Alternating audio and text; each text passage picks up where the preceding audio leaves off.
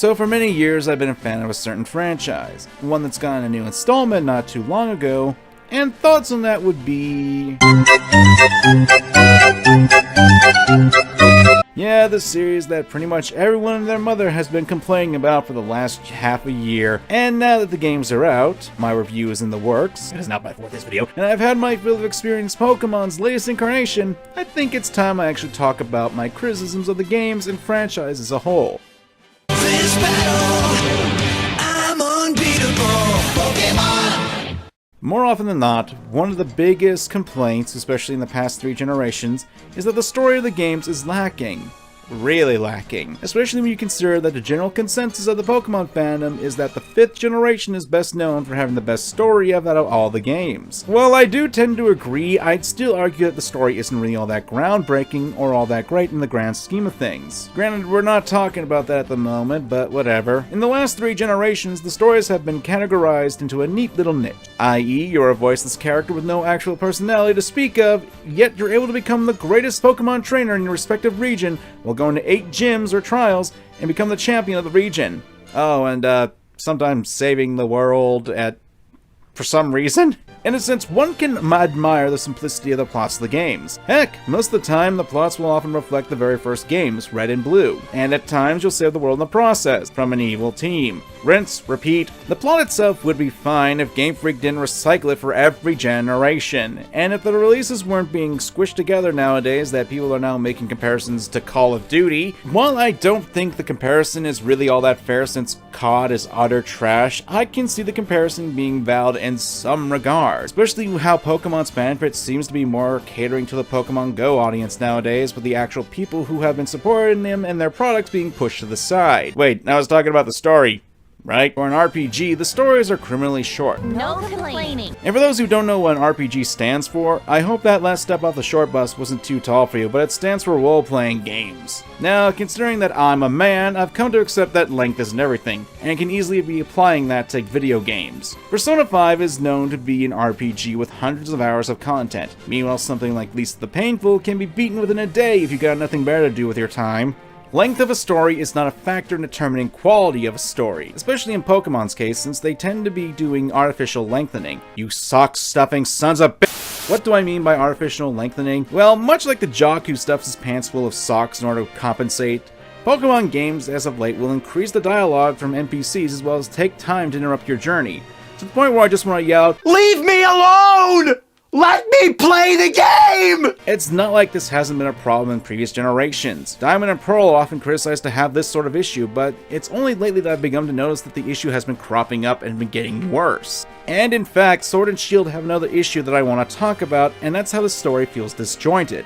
The best example would be Chairman Rose, and by the way, if you're the kind of person who gets mad over spoilers in a Pokemon game, I'm sorry, but things do get better once you're done with puberty. You see, Chairman Rose near the end of the game is trying to prevent the Galar region from running out of energy, 1,000 years in the future. Something about needing the energy from wishing stars to continue to power the Galar region.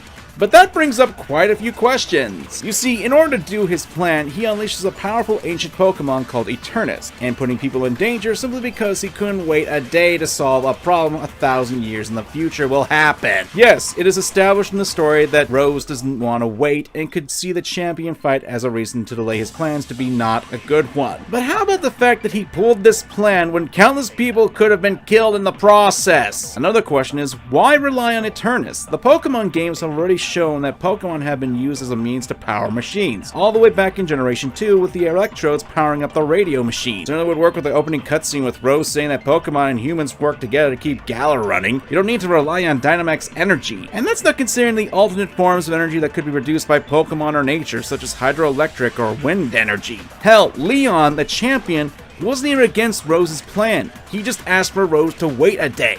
I mean, considering the outcome of what happened, the plan still wouldn't have worked, but at the very least, Rose wouldn't have risked the lives of thousands of people. Like, there was no reason to rush into this plan. One day for a problem that's not going to happen for 1,000 years isn't going to change it. Look, there's nothing wrong with having a character who's got good intentions who screws up, or in this case happens to be an idiot. But the way the story in the latest games is going, it doesn't make a lick of sense and just makes Rose to be a complete and utter moron. Speaking of morons... This battle, I'm unbeatable.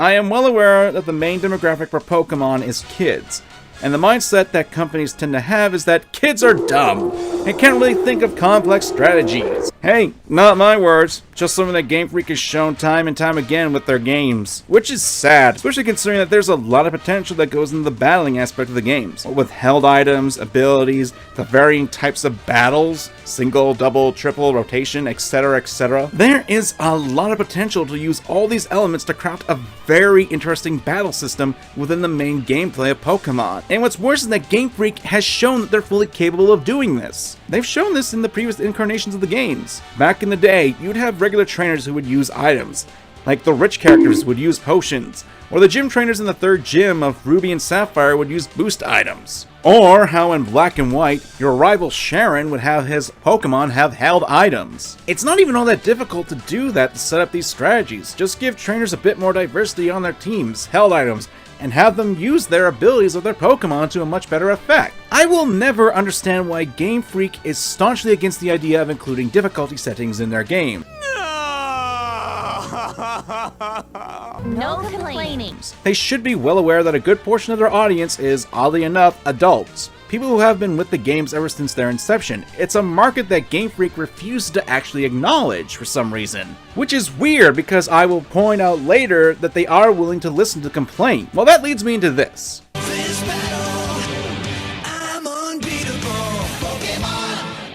Yes, Game Freak seems to be completely unaware of what their true audience is. I do acknowledge that Pokemon is for all intents and purposes a kid's thing. Colorful creatures, you're playing a kid in the games. It's a world that's bright and colorful. However, in that regard, and like I said before, there is untapped audience potential that Game Freak staunchly refuses to actually cater to. And yes, there has been an article from Masuda that says the following. So for me, having worked on the Pokemon main game series in Pokemon Go, both the players who have enjoyed our RPGs until now, all the fans are extremely important to me, but also the people who played Pokemon Go, and that was their first Pokemon game, they're also extremely important to me, and what I really want to do with these games is prevent both of these types of players from going in different directions. I'm hoping these games will kind of bring them together. So what would make me happiest would be if Pokemon Go players and traditional Pokemon RPG players actually come together and are throwing out Pokeballs together, either with the Joy-Con or using their smartphones, and really enjoying Pokemon together. That's all well and good, but considering things such as the cut of the national decks, the fact that Game Freak never wants to consider a more difficult game setting in the last 3 generations of Pokemon, it really feels like they're starving out their more hardcore crowd. I mean, in that very same interview, Masuda shows they're willing to listen to complaints and consider things to improve the gameplay. And one of the things, for example, up until now, in the tall grass, you couldn't see which Pokemon were there, so lots of players would avoid the tall grass in their journeys. Up until now, one of the big changes this time was that you can actually see Pokemon before you actually run and encounter them. It's kind of changed the dynamic to a much more proactive experience, where you're going out and seeking Pokemon. It shows that they're willing to listen to complaints and how random encounters could be annoying. Obviously, but they often take too much of an extreme, since that quote right there is followed up for what Masuda said. I want to create a new experience for kids, and with this time, I decided to shift that towards more of a kind of casual, lighter experience, so that one of the things I wanted to do. I see, my ass! I totally understand the fact that the games are leaning towards a more casual audience, and there's nothing wrong with that but they need to consider that Pokemon has been a franchise that has been going strong for almost 2 decades. The franchise is a very dedicated fan base, to the point where people have made countless hours of content over the internet, fan games have been created, fan art, conventions, people even dedicating portions of their body to these lovable creatures, and Game Freak doesn't want to seem to cater to them. Game Freak needs to consider the hardcore members of their audience, because if they continue on this trend of casualization, they'll shun the people who have been with the series ever since its inception. People like me, and if you're watching this video, I can somewhat assume you too. If not, This battle, I'm unbeatable, Pokemon. I'm sure this was coming. Now, I'm pretty sure that you are willing to jump to the immediate Dexic issue. Don't get me wrong, I said publicly about it on Twitter and on YouTube that garbage dump of websites, and it's something that people have the right to complain about, but more on that later. The issue I want to talk about is how Game Freak went against the idea that they have been peddling over the last 2 decades. After all, traveling over the different regions, meeting new friends, but you can always rely on the friends that you've made over the years to back you up. It's a very emotional attachment that Game Freak and the Pokemon Company has been pushing throughout this time that the series has been around, and it can be seen as a big betrayal to anyone who's a fan. That being said, this was a methodology that was doomed to fail. Eventually, there would be so many Pokemon that it'd be unreasonable to include them all in the games at some point in the future. A lot of people boil this down to a simple complaint, but they'll often ignore that when you introduce new critters into the game, as well as moves, abilities, and even items, you have to test each and every one of them, and that's against everything else. You need to make sure that the gameplay isn't stilted towards a certain new Pokemon or ability. You need to be making sure that everything is balanced and that there aren't any glitches in the gameplay. People will like to point towards the mouse that shows up in Sword and Shield's ending credits as to how GF lacks QA testing, and I'm not going to deny that is a mistake. But that still assumes a lot about what games had to go through in order to be tested. And that being said, that is a reason, not an excuse. But back to the actual point of this section, I'm not going to harp on design. That's a completely subjective stance, and as I said, the big issue is the number that keeps growing with every generation. When it comes to RPG and the competitive scene, you need to consider that balance as a goal. Not only do the new monsters need to be balanced, but they also need to be tested against everything in the previous generations, along with moves and abilities. And that takes time. And it's a factor that people don't take into consideration when it comes to Pokemon game design. Again though, that's a reason, not an excuse. Which leads into the next issue. This battle, I'm unbeatable. Pokemon. I know I've acknowledged it. I know the joke's been made. I know the joke's there. I know the comparison of Call of Duty. And like I said, I don't agree with it, but I understand why people make it. People have been pointing out for the past few years that we've had a new Pokemon game every year. I say new because that's a bit of an overgeneralization there. Let's Go Pikachu and Eevee aren't exactly new games per se. It's like the 3rd time that the Kanto games have been made with a fresh coat of paint, and unlike the last time with several features and a much smaller roster to work with. Not to mention the games weren't made in a year, it took the team 2 years to produce them, and while I can't find a specific quote about that, feel free to cast down on that point. However, there was an article from GameSpot that claims that. What I'm saying is take that part with a grain of salt.